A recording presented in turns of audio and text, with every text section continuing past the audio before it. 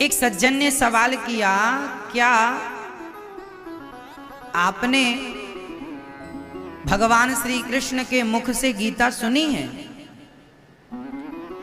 हमने कहा आप ये सवाल किस उद्देश्य से कर रहे हैं, जरा स्पष्ट कीजिए।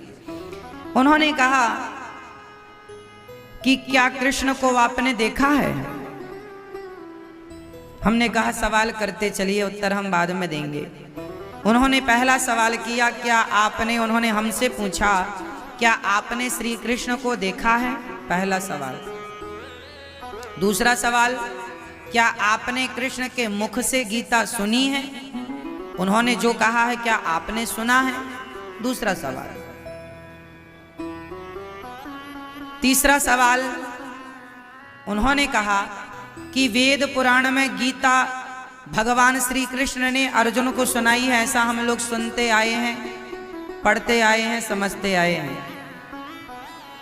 उन्होंने कहा कि ये गीता को भगवान श्री कृष्ण ने ही सुनाया है, ये वाणी कृष्ण की है, इसका आपके पास क्या सबूत है? प्रश्न बड़े गंभीर हैं। अब एक एक से उत्तर उन्हें देना था, तो एक एक से ये दास ने उत्तर दिया। शायद ये सवाल आप में से बहुत लोगों के दिमाग में खड़े हो सकते हैं, कोई बड़ी बात नहीं है, प्रश्न खड़े करना बड़ी बात नहीं है ना। पहला प्रश्न है, क्या आपने भगवान को देखा है? यदि आपने नहीं देखा तो आप बिलीव क्यों करते हैं, ईश्वर को मानते क्यों हैं? अब मुझे एक बात बताइए, मैंने उनसे कहा, मैंने एक बात बताइए, क्या आपने महात्मा गांधी को देखा है? उन्होंने कहा नहीं, हमने नहीं देखा। हमने कहा तो पृथ्वीराज चौहान जी को देखा होगा? उन्होंने कहा नहीं देखा। हमने कहा महाराणा प्रताप को तो देखा ही होगा? नहीं जी, हमने नहीं देखा। हमने कहा आपने अपनी 5 पीढ़ी पहले आपके पिता के पिता के पिता के पिता के पिता को देखा है? 5 पीढ़ी, 7 पीढ़ी, 10 पीढ़ी पहले नहीं देखा। हमने कहा आपने गांधी जी को नहीं देखा, पृथ्वीराज चौहान जी को नहीं देखा, झांसी की रानी को नहीं देखा, अपने दादा परदादाओं को नहीं देखा, तो क्या नहीं देखने से यह बात सिद्ध होती है कि ये लोग थे ही नहीं? अरे थे, इतिहास हमें बता रहा है कि झांसी की रानी थी, इतिहास हमें बता रहा है कि महाराणा प्रताप थे, इतिहास के पन्ने ही तो कह रहे हैं कि कोई महात्मा गांधी नाम के व्यक्ति भी थे। क्यों जी, हमने तो हम तो डायरेक्ट हाथ मिलाने गए नहीं थे कि आओ जी हमसे हाथ मिलाओ। हमने देखा नहीं पर सुना है। तो सुनी बात पर जो इतिहास है, क्या हमें उस पर विश्वास नहीं करना चाहिए? क्यों इतिहास पर विश्वास नहीं करना चाहिए? अरे आप आज इस पंडाल में जितने लोग बैठे हैं और टीवी पर जितने लोग कथा सुन रहे हैं, आज हम लोग 2022 में हैं, लेकिन 2080 तक हम सब इतिहास के पन्नों में लिख जाएंगे कि यह भी एक इतिहास था कि हम लोग यहाँ थे। क्यों जी, आप अपने बच्चों के लिए आप पूर्वज कहलाने लग जाएंगे 2080 तक, 2090 तक, हाँ या ना? तो हम सब भी आज का वर्तमान ही कल का इतिहास बनता है। हमने कहा जब आप पृथ्वीराज जी का, महाराणा प्रताप जी का, झांसी की रानी का और देश की आजादी का इतिहास स्वीकार करते हैं, तो राम जी का इतिहास और भगवान श्री कृष्ण भागवत जी भी एक इतिहास है। सर्व वेदेतिहासानाम सारम सारम समुद्रतम। क्यों आप इसे क्यों नहीं मानेंगे? आप एक इतिहास मान रहे हैं और दूसरे को आप नकार रहे हैं, ये कैसा न्याय है इतिहास के साथ? कैसे आप नकार सकते हैं? किस आधार पर नकार सकते हैं?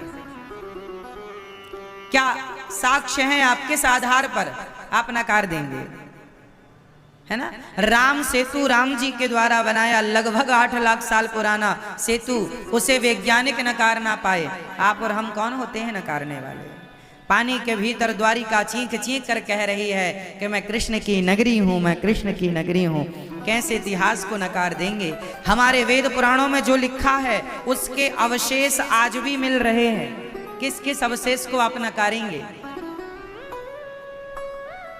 है ना, इसलिए ईश्वर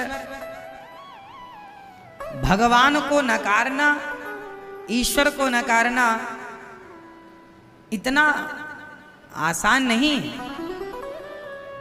भगवान को नकारना मतलब अपनी मूर्खता का परिचय देना है ना। इसलिए ईश्वर, अब उन्होंने दूसरा सवाल किया कि गीता कृष्ण जी ने कही है, क्या सबूत है आपके पास? अच्छा ये बताइए, ये इतिहास ही तो है। कृष्ण जी, राम जी थे, हैं और रहेंगे तीनों कालों में। अब भगवान श्री कृष्ण की वाणी जो गीता है, इस धरती पर कितने बड़े बड़े लेखक हुए हैं, कितने बड़े बड़े कवि हुए हैं, लेकिन आज तक वो गीता के अर्थ को ना लिख पाए।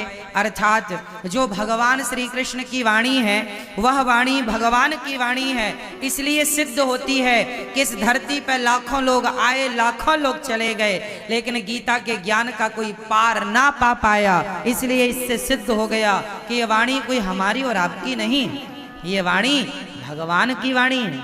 इस धरती पर सबसे ज्यादा पढ़ी जाने वाली पुस्तक कोई है तो भगवद गीता।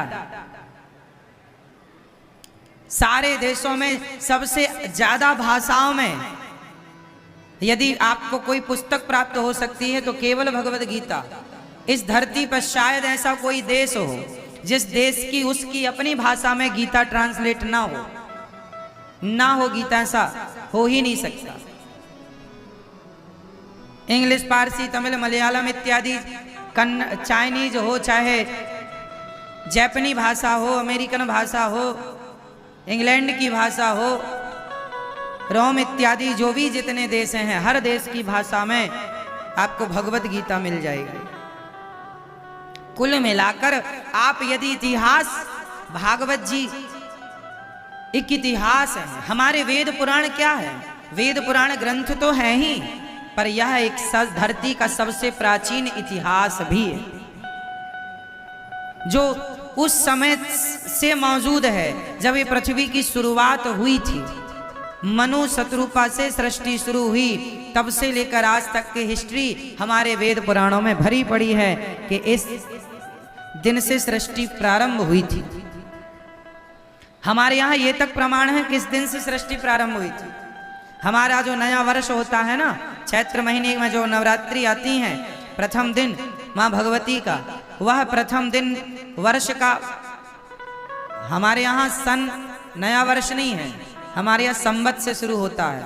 तो संवत कब चेंज होता है? जब चैत्र का महीना स्टार्ट होता है, नवरात्रि की पहली तिथि आती है, तो उस दिन से ही सृष्टि उत्पन्न की गई थी ब्रह्मा जी के द्वारा, इसलिए वो साल का पहला दिन। तो हमारे यहाँ तो शास्त्र सृष्टि